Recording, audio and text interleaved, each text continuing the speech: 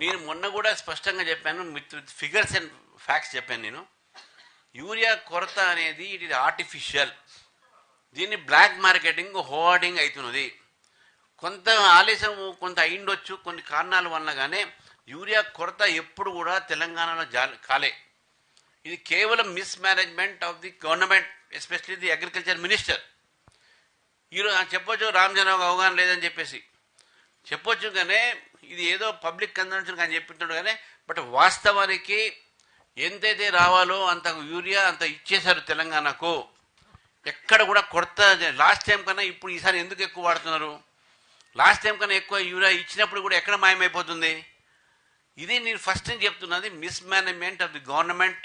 ప్రభుత్వం ఒక management miss management ద్వారా ఇది అవుతున్నది. దీన్ని ఆర్టిఫిషియల్గా దీన్ని అంటే కృత్రిమంగా దీన్ని కొరత సృష్టించింది ఈ కాంగ్రెస్ పార్టీ.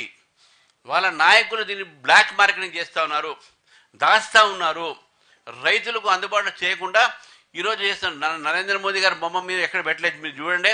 అన్ని చోట కూడా ప్రభుత్వానికి వ్యతిరేకంగా నినాదం ఉన్నాయి. కేంద్ర ప్రభుత్వంగా నిదానం చేసే ప్రయత్నం కాంగ్రెస్ పార్టీ చేస్తుంది, కానీ రైతులకు, మన తెలంగాణ రైతులకు అర్థమైపోయింది యూరియా కొరత అనేది కృత్రిమంగా ఈ ప్రభుత్వము ఈ నాయకులే చేశారని చెప్పేసి. కాబట్టి నేను మళ్ళీ దాంట్లో ఫోను ఎన్ని వచ్చినా మన ఎందుకంటే మళ్ళీ అవుతుంది. బట్ యూరియా కొరతకు కారణము రాష్ట్ర ప్రభుత్వం మాత్రమే, కేంద్ర ప్రభుత్వం కాదు. సార్ ఇక్కడ సార్ శ్రీధర్ ఆర్టీవీ, మీరేమో తెలంగాణలో ఉన్నదని అంటున్నారు. మీ కేంద్ర మంత్రి సాక్షాత్తు కిషన్ రెడ్డి గారు మాట్లాడుతూ తెలంగాణలో కాదు, ఉక్రెయిన్ రష్యా యుద్ధం వల్ల కొంత డీలే అయింది, బీజేపీ ఫలిత రాష్ట్రాల్లో కూడా ఆ యూరియా కొరత అనేది ఉన్నది, ఆ తొందరలోనే సార్ట్ అవుట్ అవుతుంది. మీరేమో కేవలం తెలంగాణ ప్రభుత్వాన్ని ఇక్కడ బ్లేమ్ చేస్తున్నారు. దానికి సంబంధించి ఏం చెప్తారు సార్? మీ మధ్య వాడు చెప్పింది నేను చెప్పింది అదే కదా. డిలే అయిన మాట వాస్తవమే. యూక్రెయిన్ వార్ కావచ్చు, ఇజ్రాయెల్ ఇరాన్ వార్ కావచ్చు, రెడ్ సీ క్రైసిస్ కావచ్చు, దీనివల్ల మన బయటకు వచ్చే ఇంపోర్ట్స్ మనకు తగ్గినాయి. కానీ మనం లోకల్ మార్కెటింగ్తో, లోకల్ ప్రొడక్షన్స్తో సమయానికి యూరియా అందిస్తున్నది ప్రభుత్వం.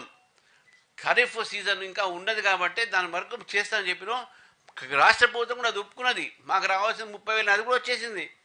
ఎక్కడ కూడా కొరత లేదంటున్నా. నేనేమంటున్నా, మేము ఇచ్చినటువంటి ఒక యూరియా గతంలో మీకు సర్ప్లస్ మిగిలింది, మళ్ళీ ఖరీఫ్కు రబీలో సర్ప్లస్ మిగిలింది, ఖరీఫ్లో ఇచ్చినటువంటి మొత్తం కలిపితే కొరత తెలంగాణలో లేదు. వాస్తవంగా ఆలస్యం అయిండొచ్చు, అది కూడా చెప్తున్నాను. నేను మొన్న నా ప్రెస్ కాన్ఫరెన్స్ నేను చెప్పాను, కారణాలు కూడా చెప్పాను ఇవన్నీ కూడా.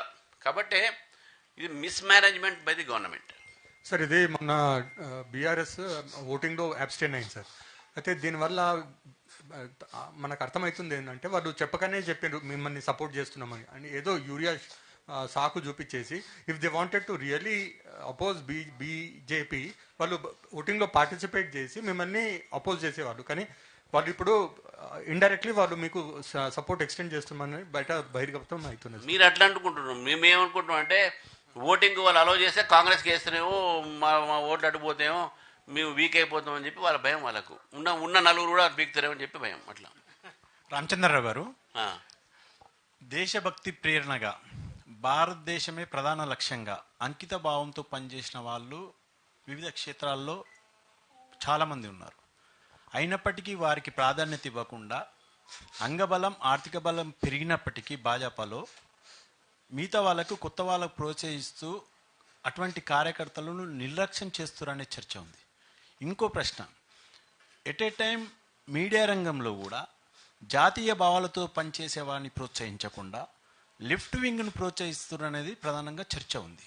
దీనిపైన మీ మేము ప్రోత్సహం ఎట్లా పోతున్నాం? ప్రోత్సహిస్తాం. మీరు పిలిస్తే మేము వస్తాం, మాట్లాడతాం, వెళ్ళిపోతాం. మీ ప్రోత్సాహన మీరు మాకు ఇవ్వాలి. ఎవరు మాకు ఇస్తున్నారు ప్రోత్సాహం? ఇలా ఖబర్ పర్సన్ మాకు ప్రోత్సాహం ఇచ్చారు, వేరే వాళ్ళు కూడా ఇస్తే ఇస్తా. అది డిఫరెంట్ క్వశ్చన్. మా కార్యకర్తలు కొత్త పాత లేదు, రిచ్ పూర్ లేదు. మాకు వర్కింగ్ టీం కావాలి. పిండికి తగ్గట్టు మనం రొట్టెలు చేసుకుంటాం. ఎన్ని పోస్టులు ఉంటే దాన్ని నింపుకుంటాం. దానికి క్రైటీరియా ఉంటుంది. ఆ క్రైటీరియా ప్రకారం ఉంటుంది. కొంతమంది రాకపోవచ్చు, రాని వాళ్ళని కూడా మేము డెఫినెట్గా పార్టీ యాక్టివిటీస్ ఇన్వాల్వ్ చేస్తాం. సీనియర్లో ఇన్వాల్వ్ చేస్తాం, కొత్త వాళ్ళని ఇన్వాల్వ్ చేస్తాం. రూల్ ప్రకారము 60% కొత్త వాళ్ళు ఉండాలి, 40% పాత వాళ్ళని కంటిన్యూ చేయాలనేది మా దగ్గర కాన్స్టిట్యూషన్ రూల్. అది మీ ఆ పద్ధతి ప్రకారం పోతున్నాం. దాని మీద అనేకమైన విశ్లేషణ జరగవచ్చు కానీ పార్టీ కార్యకర్తలకు